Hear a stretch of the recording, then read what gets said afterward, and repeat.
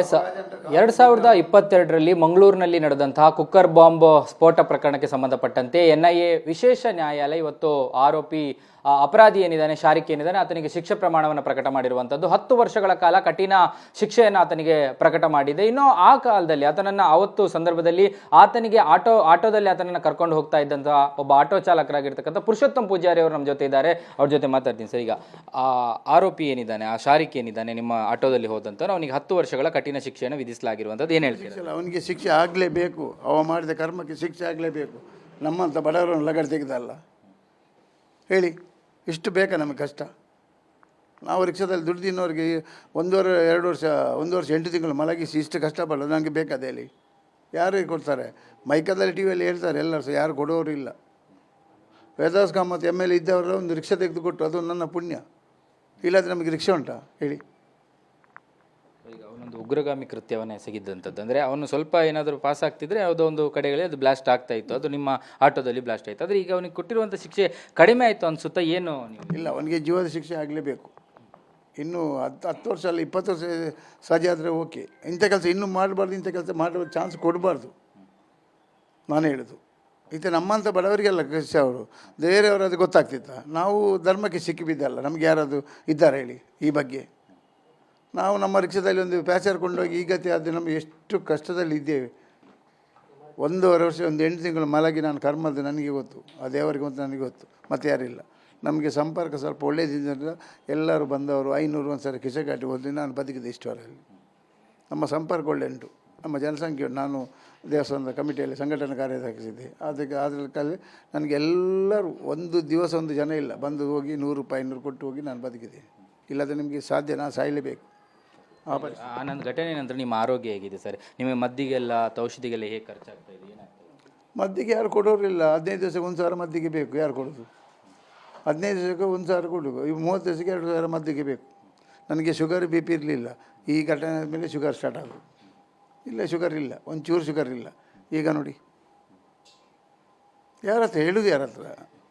ಈಗ ಶಿಕ್ಷೆ ಆಗಿದೆ, ಇನ್ನಾದರೂ ಪರಿಹಾರ ಹೆಚ್ಚುವರಿಯಾಗಿ ಸಿಗಬೇಕಂತಂದರೆ ಈಗ ನಿಮಗೆ ಸಿಕ್ಕಿರುವಂಥ ಸರ್ಕಾರದಿಂದ ಸಿಕ್ಕಿರೋ ಪರಿಹಾರ ಎಷ್ಟು, ಮತ್ತು ಇನ್ನೂ ಹೆಚ್ಚು ಸಿಗಬೇಕಂತ ಏನೋ ಅಲ್ಲ, ನನಗೆ ಸ್ವಲ್ಪ ಪರಿಹಾರ ದೇವರದಲ್ಲಿ ಒದಗಿಸಿ ಕೊಟ್ಟರೆ ನಮ್ಮದು ಪುಣ್ಯ ಅಂತ ಕೇಳೋದು. ನಾವು ಇಷ್ಟು ಅಷ್ಟು ಅಂತ ಕೇಳಿ ಯಾವುದು? ನಮಗೆ ದೇವರದಲ್ಲಿ ಎಷ್ಟು ಸಿಕ್ಕಿದ್ರೆ ಅದು ನನಗೆ ಪರಿಹಾರ. ಅಷ್ಟು ಕಷ್ಟದಲ್ಲಿದೆ ನಾವು. ಒಂದು ರಿಕ್ಷಾದಲ್ಲಿ ದುಡಿದು ಜೀವನ ತೆಗಿಬೇಕು, ಬೇರೆ ಏನಿಲ್ಲ ನಮಗೆ. ನೋಡಿ, ಗೊತ್ತುಂಟಲ್ಲ. ಅದಕ್ಕೆ ನಾನು ಹೇಳೋದು, ಕೋರ್ಟ್ ಕಿತ್ತಾದ ಮೇಲೆ ನಮಗೆ ಪರಿಹಾರದ ಒಂದು ಒದಗಿಸಿಕೊಡಿ ಅಂತ, ಮತ್ತೇನಿಲ್ಲ. ಸರಿ, ಆವತ್ತು ಘಟನೆ ಆದಾಗ ನಿಮಗೆ ಈ ಒಂದು ಘಟನೆ ಬಾಂಬ್ ಬ್ಲಾಸ್ಟೇ ಅನ್ನುವಂಥದ್ದು ಎಷ್ಟು ಹೊತ್ತಿನ ನಂತರ ಗೊತ್ತಾಯಿತು? ಯಾವಾಗ ಗೊತ್ತಾಯಿತು? ಅಲ್ಲ, ಬಾಂಬ್ ಬ್ಲಾಸ್ಟ್ ಅವನನ್ನು ನಾನು ಆದಮೇಲೆ ನಾನು ಪಾದರ್ಮಲ್ಲ ಆಸ್ಪತ್ರೆಗೆ ನಾನು ಕೊಂಡದ್ದು ಬೇರೆ ರಿಕ್ಷಾದಲ್ಲಿ. ಆಗ ಒಳಗೆ ಹೋಗುವಾಗ ಹೇಳಿದರು, ಅವ ಕಲ್ವೆ ಬುಡಚಿಂದು ಅಷ್ಟು ಗೊತ್ತು, ಮತ್ತೇನು ಗೊತ್ತಿಲ್ಲ ನನಗೆ. 3 ದಿನ ಮತ್ತೆ ಇರಲಿಲ್ಲ, ನಮಗೆ ಗೋಚರ ಇಲ್ಲ. 3 ದಿನ ನಂತರ ಪೊಲೀಸರೆಲ್ಲ ಬರೆದು ಅಷ್ಟೇ, ಮತ್ತೇನಿಲ್ಲ. ಮತ್ತು ಗಾಡಿದು ಡಾಕ್ಯುಮೆಂಟ್ ಎಲ್ಲ ಕೊಂಡೋಗಿ ಕೋರ್ಟಿಗೆ ಪ್ರೊಡ್ಯೂಸ್ ಮಾಡಿದೆ. ಅವನ ಅಂಗಿ ನನ್ನದು ಎಲ್ಲ ಕೋರ್ಟಲ್ಲಿ ಪ್ರೊಡ್ಯೂಸ್ ಮಾಡಿದೆ ಅಷ್ಟೇ. ಈಗ ಅವನಿಗೆ ಶಿಕ್ಷೆ ಅವನು ಒಪ್ಪಿಕೊಂಡ ಕಾರಣಕ್ಕೆ ಬೇಗ ಈ ಪ್ರಕರಣ ಮುಗ್ದಿದೆ. ನೀವು ಎಷ್ಟು ಸಲ ಬೆಂಗಳೂರಿಗೆ ಹೋಗಿದ್ರಿ ಸರ್? ಅವನನ್ನೇನಾದರೂ ನೋಡಿದ್ದೀರಾ? 3 ಸಲ ಹೋಗಿದ್ದೆ. 3 ಸಲ ನೋಡಿದ್ದೇನೆ. 1 ಸಲ ಕೃಷಿಯಲ್ಲಿ ನೋಡಿದ್ದೇನೆ, 3 ಸಲ ಟಿವಿಯಲ್ಲಿ ನೋಡಿದ್ದೇನೆ. ಏನಂತ ನಿಮ್ಮ ಹತ್ರ ಕೇಳಿದ್ದೀರಾ ಜಡ್ಜ್ ಏನಾದರೂ? ಜಡ್ಜರು ಎಲ್ಲ ಕೇಳಿದ್ದಾರೆ, ಡಾಕ್ಯುಮೆಂಟ್ಸ್ ಎಲ್ಲ ವಿಷಯ ಕೇಳಿದ್ದಾರೆ. ನಾನು ಮೇಲೆ ಹೋಗಿ ಎಲ್ಲ ಹೇಳಿದ್ದೇನೆ. 3 ಸಲ ಹೋಗಿದ್ದೇನೆ. ಒಮ್ಮೆ ಕೋರ್ಟಿಗೆ ಬಂದಾನೆ, ಮತ್ತು 2 ಸಲ ಅಲ್ಲಿ ಟಿವಿಯಲ್ಲಿ ಜಡ್ಜ್ ಮತ್ತು ಅವನು ಮಾತಾಡ್ತಿದ್ರು. ಈಗ ಅವನು ತಪ್ಪೊಪ್ಕೊಂಡ ನಂತರ ಶಿಕ್ಷೆ ಪ್ರಮಾಣ ಕಡಿಮೆ ಮಾಡಿ ಅಂತ ಕೋರ್ಟಲ್ಲಿ ಏನೋ ಮನವಿಯೆಲ್ಲ ಮಾಡ್ಕೊಂಡಿದ್ದಂತೆ. ಹೌದು, ಮಕ್ಕಳು ಒಂದು ಮಗು ಇತ್ತೆ, ಕೋರ್ಟ್ ಶಿಕ್ಷೆ. ಅದಕ್ಕೆ ನಾನು ಹೇಳೋದು, ಶಿಕ್ಷೆ ಆಗಲೇಬೇಕು. ಇಂಥ ಕೆಲಸ ಇನ್ನು ಮಾಡಲೇಬಾರ್ದು, ಇಂಥ ಕೆಲಸ ಮಾಡಲಿ ಚಾನ್ಸ್ ಕೊಡಬಾರ್ದು ಅಂತ ನಾನು ಹೇಳೋದು. ಇಲ್ಲಿ ಇಂಥವರೆಲ್ಲ ವಾಪಸ್ ಬಂದ ಮೇಲೆ, ಶಿಕ್ಷೆಯಾಗಿ ಬಂದ ಮೇಲೆ ಸರಿ ಆಗ್ತಾರೆ ಅಂತ ಅನಿಸುತ್ತಾ? ಇಲ್ಲ, ಸರಿ ಯಾವುದು ಬುದ್ಧಿ ಅದೇ. ಹೇಗೆ ಸರಿಯಾಗೋದು? ಅವರಿಗೆ ದುಡಿಲಿಕ್ಕೆ ಯಾವುದಿಲ್ಲ, ಕೈಗೆ ಕಣ್ಣಿಲ್ಲ, ಮತ್ತೆಂತ ಮಾಡೋದು? ಇಂಥ ಕದ್ದಿದ ಕೆಲಸ ಮಾಡಲೇಬೇಕು ಅವರು.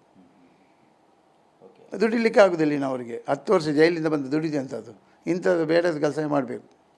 ಅವನು ಟೈಮರ್ ಏನೋ ಇಟ್ಟಿದ್ದು ಸ್ವಲ್ಪ ಹೆಚ್ಚು ಕಡಿಮೆ ಆಗಿತ್ತು, ಅಲ್ಲ ಆ ಕಾರಣದಿಂದ ಅಲ್ಲೇ ಇತ್ತು. ಇಲ್ಲಿದ್ರೆ ಯಾವುದೊಂದು ದೊಡ್ಡ ಅನಾಹುತ ಆಗ್ತಿತ್ತು. ಇದೆಲ್ಲ ಅದು ನಮ್ಮದು ಗ್ರಾಚಾರ ಅಂತ ಗೊತ್ತಿಲ್ಲ. ಅವ 90 ನಿಮಿಷ ಇತ್ತಂತೆ, ಹೊತ್ತು 9 ನಿಮಿಷ ಬಿದ್ದದ್ದು. ಅಲ್ಲಿ 1 ಕಿಲೋಮೀಟರಲ್ಲಿ ಹೊಡೆದದ್ದು ಅಷ್ಟೇ. ಇಲ್ಲದೆ ನನ್ನ ರಿಕ್ಷಾದಲ್ಲಿ ಇಳಿದು ಎಲ್ಲಿ ಹೋಗಿ ಎಂತ ಆಗ್ತದೆ ಅಂತ ಗೊತ್ತಾಗಲಿಲ್ಲ ಅಷ್ಟೇ. ಅಂದರೆ ಇದಕ್ಕೆಲ್ಲ ಕಾರಣ ಆವತ್ತು ಕೂಡ ಚರ್ಚೆ ಆಗಿತ್ತು, ಅಲ್ಲಿ ಗರೋಡಿ ದೇವಸ್ಥಾನದ ಬಗ್ಗೆ ಚರ್ಚೆ ಆಗಿತ್ತು. ಇದು ದೇವರದೇ ಒಂದು ಇದು ಅನ್ನುವಂಥದ್ದು. ಅವರು ಬ್ಲಾಕ್ ಮಾಡಿದ್ದು, ನನ್ನ ಜಾಗದ ಎದುರು ಹೋಗಬೇಡ ಅಂತ, ಅದೊಂದು ಸತ್ಯ. ಮತ್ತು ನಮ್ಮ ಉಜ್ಜೋಡಿ ದೈವ ಉಂಟಲ್ಲ, ಅವರು ನನಗೆ ಫುಲ್ಲು ಸಪೋರ್ಟ್ ಮಾಡಿದ್ದಾರೆ ದೇವರದಲ್ಲಿ ಅಷ್ಟೇ. ಅದು ಯಾವಾಗ ನಾನು ಎಲ್ಲಿ ಬೇಕಾದ್ರೆ ಹೇಳ್ತೇನೆ, ನಮ್ಮ ಗರಡಿ ಮತ್ತು ಉಜ್ವಲ ನಮಗೆ ಬೇಕಾದವರೇ, ಅವರು ನಮಗೆ ಬೆರೆಸ ಇದ್ದಾರೆ, ಅದು ಗ್ಯಾರಂಟಿ. ಎಸ್, ಇದಿಷ್ಟು ಪುರುಷೋತ್ತಮ್ ಪೂಜಾರಿ ಅವರ ಮಾತು. ಕ್ಯಾಮರಾ ಪರ್ಸನ್ ಅಶೋಕ್ ಜೊತೆ ಭರತ್ರಾಜ್, ಏಷ್ಯಾನೆಟ್ ಸುವರ್ಣ ನ್ಯೂಸ್, ಮಂಗಳೂರು.